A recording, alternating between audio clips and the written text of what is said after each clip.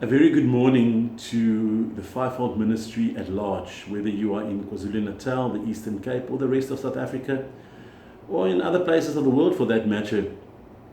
This is Thabo van Wyk, your brother, your leader, somebody that's really concerned about your personal well-being and the well-being of the church at large. You may know that I wear many hats. I'm an ordained pastor of the Apostolic Faith Mission, but this morning I'm speaking especially in my capacity as the sub-regional leader of the Word and Life Network in the East Coast area of KwaZulu-Natal and the former Eastern Cape area of the Transkei. I'm very much concerned and alarmed by some Facebook posts by pastors and bishops and apostles that's bordering on civil disobedience when they declare boldly that they will not cancel Passover conferences. They will continue business as usual because, in their words, the government cannot dictate to the church. I know we are all concerned, and I know many people see these measures imposed by the president and the government as a direct onslaught on the church. And there may be some truth to that. The enemy definitely thrives in these circumstances. But I want to pose a challenge to you. I want to challenge you to say, take whatever comes your way and don't be despondent. Prove to the enemy that we are not defined by mass conferences, mass gatherings. Yes, Passover is a wonderful time. I'm a guest speaker at many Passover conferences, and I love the conference atmosphere. But the church cannot be defined by mass gatherings. The early church started from house to house.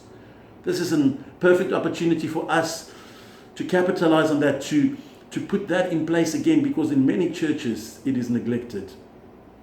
It's a time to embrace modern technology if you have not done so yet. It's a good opportunity to start broadcasting your messages on Facebook Live, on YouTube Live. There are all these wonderful avenues available to pastors and the church. We just need to utilize it. There are many ways to get your message across. And I know we are also concerned about offerings and these kind of things, but ultimately, man of God, women of God, you are called by God, and this is a time more than any other to trust God as your source and your provision. But I want to appeal to all pastors who have decided to send the message out that it's business as usual, especially if your attendance is in excess of 100.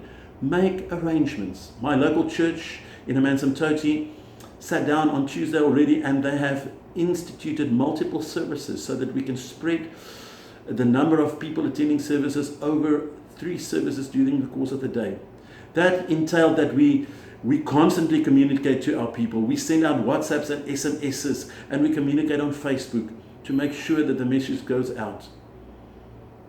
And our people are respecting us because we are putting them first. We are putting their health and their safety first. I want to say, anyone that is making a declaration that if we abide by the rulings of government, we don't have faith, that's a very unwise statement to make, because the Word of God also states clearly that we should watch and pray. We should always act in wisdom. This is not a time for civil disobedience. This is not a time for the church to prove a point. This is a time for the church to take the lead, for the nation to stand together. I believe that if we do so, South Africa as a nation will be better off in the end. This is a time that I believe God can bring South Africa closer to Him. But then we need to flow together. Let us respect the leadership of our president, whether we agree with him generally or not, whether we support the ruling party or not. That is not the matter at hand. The matter at hand, our president did take a bold step in giving guidance and leadership in a time that we all cried out for guidance and leadership. Let us respect him for that. In a meeting recently with the MEC of Health in KwaZulu-Natal, it was reiterated that the international norm was actually 50 people, that we should be capped at 50 people. But it was mentioned that Mongameli decided, in light of the impact that it will have on churches and other faith-based communities, to keep it at 100. Let us not take this gift and disrespect the gift by continuing and pursuing bigger numbers. Please, pastors, leaders, you as a leader will be held accountable. And I know it's easy to make sweeping statements of faith. I'm a man of faith. I believe in miracles. And I declare over my household every day that the coronavirus will not come near to my dwelling. But not everyone we work with is on that particular spiritual level. We work with sinners. We work with unwise people that will also come.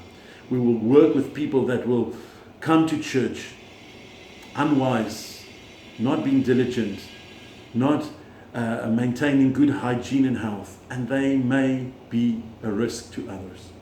Let us eliminate that. Let us do everything in our power to get through this as a church. We will be stronger in the end. May God bless you, and may God continue to strengthen you in this time. Be the leader that God has called you to be. Be a voice.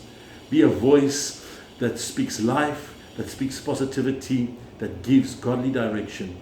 But let us not be part and parcel of anyone promoting civil disobedience, especially with regards to the rulings made by the President of the Republic of South Africa. I thank you.